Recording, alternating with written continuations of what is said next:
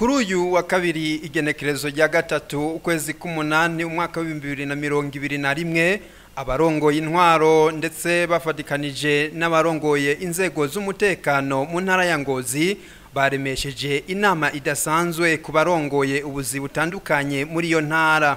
Intumbero y'iyo nama kukaba kwari uguhanahana makuru kugira ngo abenegihugu bamenye ibikorwa biriko birarangurwa muri iyo ntara ya Ngozi, harimwo ndetse n'imisi mikuru yimirije. Aha twovuga nk'umunsi mukuru wahariwe ikibano ca hafi arico solidarité locale mu rurimi rw'igifaransa.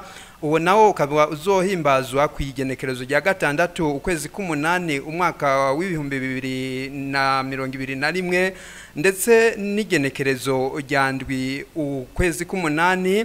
Uwo n'umunsi mukuru wahariwe amakomine. Kurikira Emmanuel Ntachonsanze, umuhanuzi mwishikira mu biro vya buramatari w'intara ya Ngozi.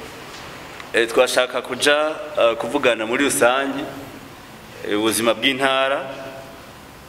Intara muri rusangi yifashe gute inyuma y'amanama yose twagiye turagira n'ayo duheruka kugiranira.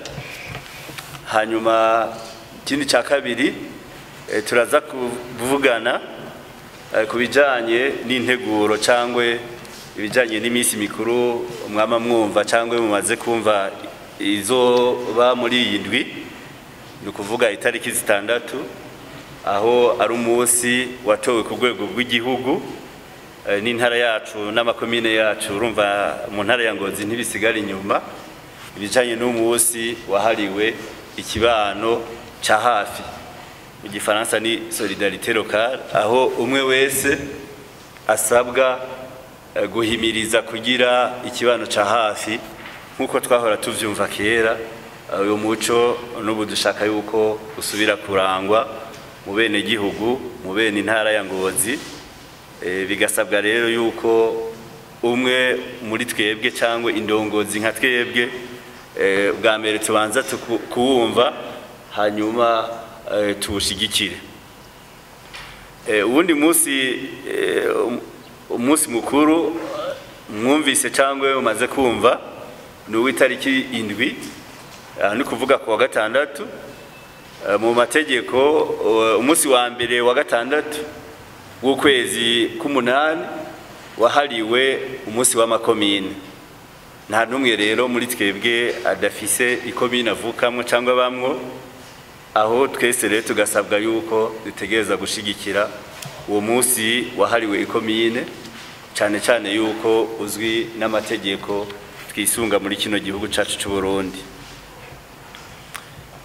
Mu yindi point iza gukurikira ni point y'amadivers, aho tuza gushikirizwa ubwa mbere kuraba aho ibikorwa bigeze nk'uko itegeko mwaryumvise ryo kugira dukingire amabarabara kuri za metero 6 zisabwa ku ikaburimbi.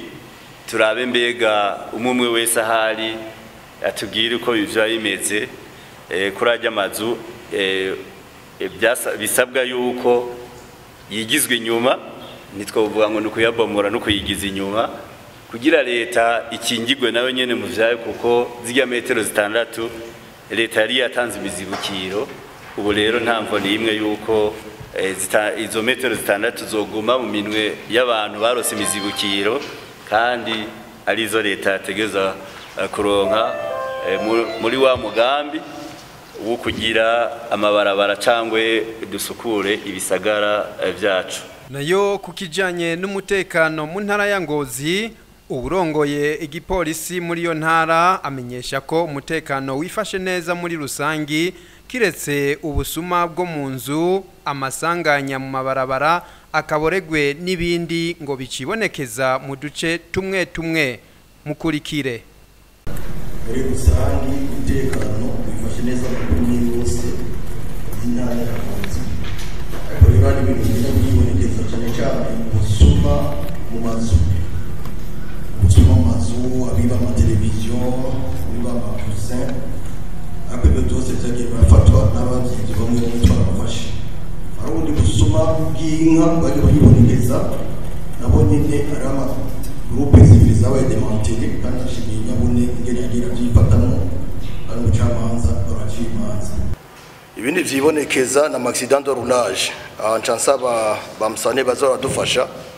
Accident de roulage ava ku bintu vyinshi, hariho ama excès de vitesse, hariho inexperience novuga, hariho nabijya binogo le nido poule ziri mu mabarabara. Nsaba bamusane muza mwadufasha bijya binogo abajeje mitumba badufasha bene bigihugu bazarabizira bijya biradufasha cyane.